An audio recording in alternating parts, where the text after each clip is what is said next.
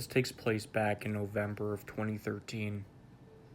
I was in the 9th grade and went on a field trip with my Boy Scout troop to Alcatraz Island. For those of you who don't know, Alcatraz Island is a famous prison in the middle of the San Francisco Bay.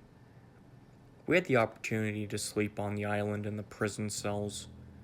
A few of my friends from the troop and I elected to go, seeing as this was a once-in-a-lifetime opportunity. We arrived on a ferry at around 2 p.m. or so. Our tour guide was telling us about the history of the island and how there were a couple of men who once managed to escape and tried to swim away, but they were never found. The common belief is that they drowned, which is very likely because not only is it a far swim, but San Francisco is very windy and the water from the bay is super cold, so hypothermia is also a likely cause of death. As the tour went along, my friends and I were joking around about how this place was haunted. To make things even more thrilling, our tour guide decided to wait until midnight to take us to the execution area in the hospital. My friend, Ash, Steve, and I kept trying to scare each other with every other opportunity we got. Like I'd hide behind one of the dark corners and popped out when Steve was approaching.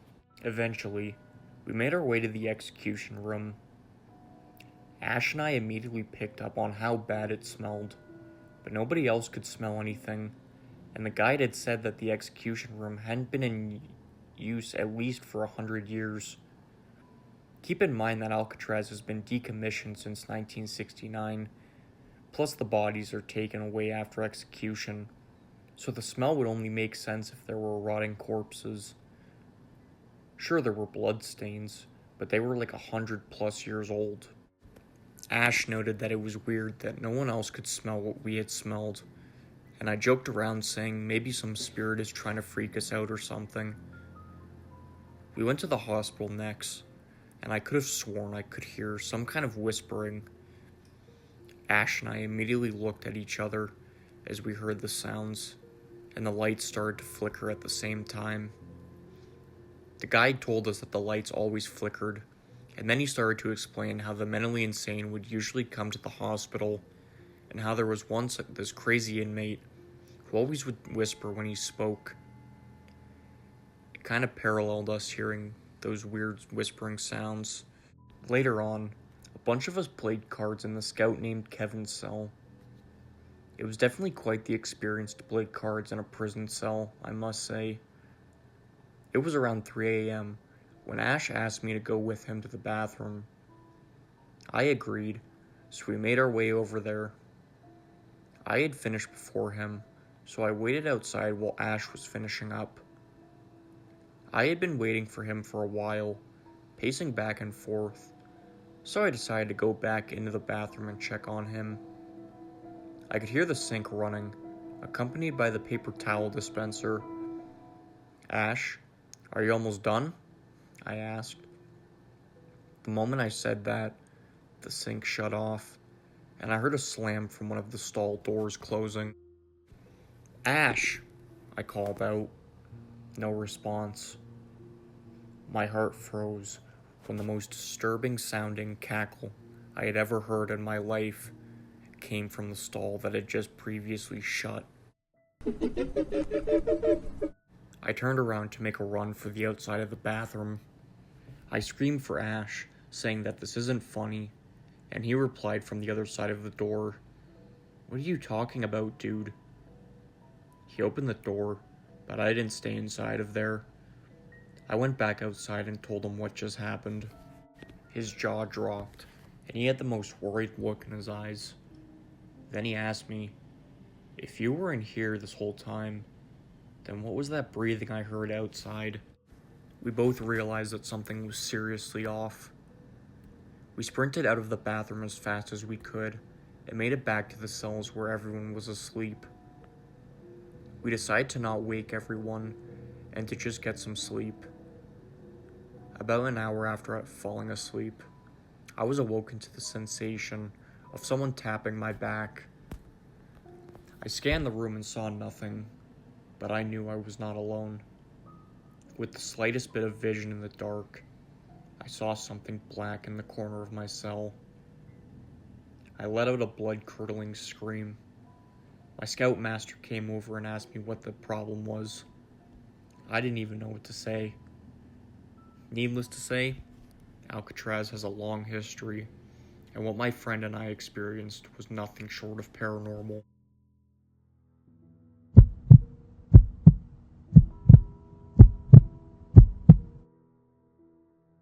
One of my biggest problems is that I attract the weirdest kinds of people.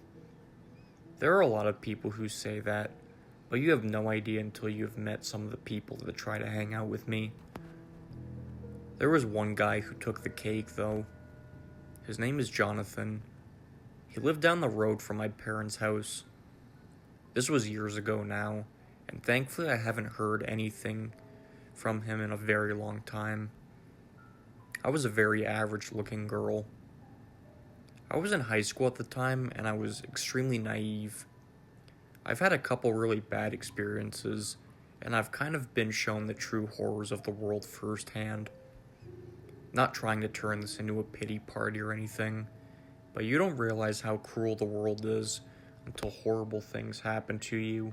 And if you were idealistic about people the way I was, you'll just have to live through some bad experiences to find out. Anyway, back when I was a sophomore in high school and extremely naive about people and their intentions, I was friends with Jonathan. I thought he was kind of nerdy, but that he was capable of being a friend. Bear in mind, he was a 30-year-old who lived with his grandmother who collected Social Security.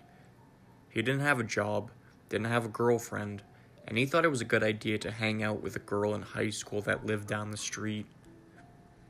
That's the kind of guy Jonathan was. I wasn't really close with my parents, so they didn't really know anything about who I hung out with. I didn't hang out with Jonathan very much, but I would say hi to him and have the occasional conversation from time to time. Looking back, I knew that he had some kind of crush or romantic feeling for me, but I knew that it would be against the rules for him to date me, and I knew that he knew that too. But I remember when I got my first boyfriend, Jonathan was not exactly happy about it. He kept warning me about being used by boys my age. He told me that I should look for an older man who was mature and could take care of me. Of course, he was always hinting that I should have been with him. He didn't want to come out and say it though. But every single time I ever talked about my boyfriend, who I had only been dating for 2 weeks or so, Jonathan always had something bad to say, or some kind of warning. I remember getting the whole STD talk from my parents, only to get it again from Jonathan. I specifically remember the way he phrased conversations. He talked as if my boyfriend definitely had some kind of STD. By the way, he didn't. It was a very strange ordeal nonetheless. But then came the day before our field trip. It wasn't a big trip or anything. My school was divided into certain sections, and it was an annual event where the science department would take certain sections of students down to the park and help us scientifically observe nature. For 3 days, the science department would take a third of the students down in this park. It was pretty stupid. Everyone kind of agreed that it was just a nice way to get out of those horrible classrooms that we sit in all day. Outside Science Day, that's what we all called it. I remember Jonathan asking about Outside Science Day.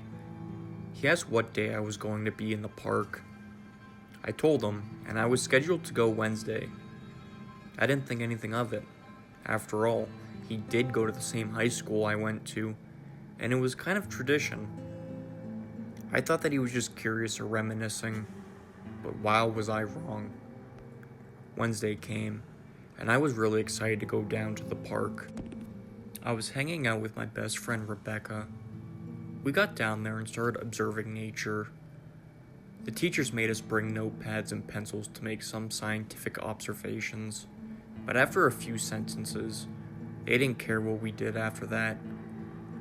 The teachers sat by the picnic tables and drank lemonade, and us students were pretty much free to do whatever we wanted.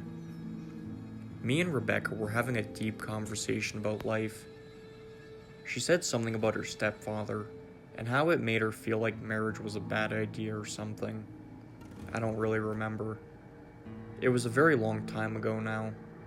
I just remember being 100% engaged in this conversation with Rebecca, and all of a sudden, I felt a hand touch my shoulder.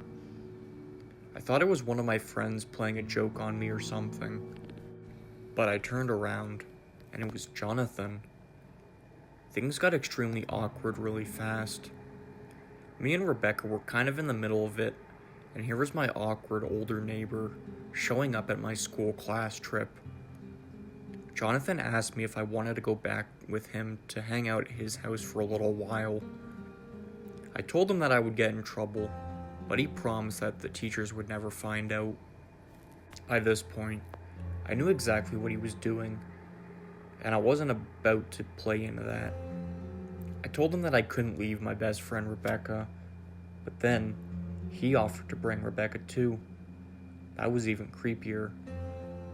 I remember getting a look from Rebecca like, "Why do you know this freak?" After Jonathan kept on pleading with us, me and Rebecca finally decided to just walk back to our teachers and hope that Jonathan would get the hint. But when we started walking, Jonathan grabbed me. He grabbed my ankle and I fell to the ground. We were standing on wood chips, and I remember getting some in my mouth when I fell. He started dragging me. We were far enough from the teachers that they couldn't see us easily, and our view was mostly obstructed from the rest of the students by a swing set, so nobody noticed this grown man dragging me away. I lucked out in the end. Rebecca started fighting him. She punched him in the nose and started screaming for the teachers. Right after she did that, Jonathan started running away. He ran as fast as I've ever seen anyone run in my life. I didn't realize how quick he really was. The teachers asked about the incident and questioned me as to whether or not I knew this man. I told them that I didn't. It turned into a giant headache. They called the police and everything. I told the police that it was just a stranger, and then I was as vague as I could be when I described him. For some reason, I felt like I would get in trouble if they knew it was Jonathan. Now, I understand I should have reported him to the police, but I foolishly didn't at my naive age. The experience turned into a good thing for Rebecca too. She always bragged about punching a grown man in the face and him running away. I was pretty sure that Jonathan was running because he didn't want the teachers to see him, and not because Rebecca's punch necessarily hurt him that bad, but I never told her that. After that incident, Jonathan never showed his face anywhere near me ever again. I think he was familiar enough with my schedule that he knew when I got on and off the bus, and he just stayed away from me. That was the first time in my life that I was faced with a reality. The sad reality that someone who claimed to be my friend actually had very dark and sinister intentions all along, and anyone with two eyes could have seen. If you're like me, do yourself a favor and be more cynical about people. At least that way, the only surprise will be a good one.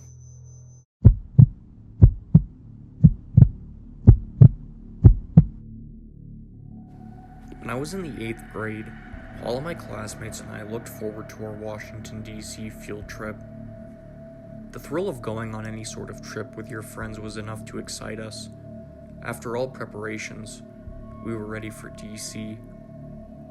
Once we arrived to our destination, my class of around 100 students were partitioned off into 3 groups, and within these groups were our 3 other hotel mates. Each group was sent off in different coach buses, and we would be taken to different attractions throughout DC and neighboring states, monuments, parks, food stops, museums, and more. After a long weekend of visiting educational sites, our teachers decided to treat us to a colonial ghost tour one night. It was an evening walking tour through some of America's historical sites near village cemeteries and old townhomes. I don't remember exactly which city we were in, but I remember the guides telling us that many of the empty houses were preserved due to their historical significance. I've always been scared of most things related to ghosts and such, but I was positive that nothing would happen on our ghost tour. We split off into smaller groups of around 10 members each, and were instructed to carry around a camera if we wished. The guide kept telling us not to expect much from the tour, that there would most likely be nothing supernatural during the course of the evening. As we wandered from colonial home to cemetery plot to colonial home, I just took interest in the histories that the guides would share of each home. They would indulge us in the stories of each homeowner. My friends would snap away at photos, hoping to find a shiny orb. One of my friends, Jessica, that I was sharing a room with on that trip, was not one of the kids that was constantly taking pictures. She would take a photograph every once in a while, but spent most of the time listening. My group reached a small 2-story house in the middle of the street. The house had an ominous blue hue to the windows, but the house was vacant. I remember being very curious about this home. The tour guide began to tell us a little bit about the house. She had mentioned that the home had originally belonged to a man and his beautiful wife. He adored his wife, and the couple was thrilled to receive news that they would be expecting a child. Unfortunately, the wife had died after giving birth to a baby girl. The man was absolutely devastated and grew to resent his homely daughter. During her childhood, he kept her in the house as much as he could. He would remind her about how homely she looked and could not find her a suitor. Feeling that she had no other purpose, he had his daughter learn how to sew and weave upstairs, using her only good attribute, her hands. After hearing the story, I remember the sorrow that I felt for this girl. She and her father must have lived unhappily in that house until their deaths. My friend Jessica took a photograph of the house, and we moved on to the next house. I kept walking until Jessica stopped and became silent, looking down at her digital camera screen. I walked over and scanned the photograph. I saw a gleam coming from the edge of the second floor window on the right. I had her zoom on the scene. After zooming in, you could clearly see 3 figures staring out from the window. On the very right was the translucent outline of a woman. A taller man was standing behind her to the side. Even more curiously, there was a third figure. It appeared to be a woman, but she was harder to make out. The body was there for sure, but her skin was not as clear. Jessica and I freaked out. The first woman and the man made sense to me. That would explain the man and his daughter.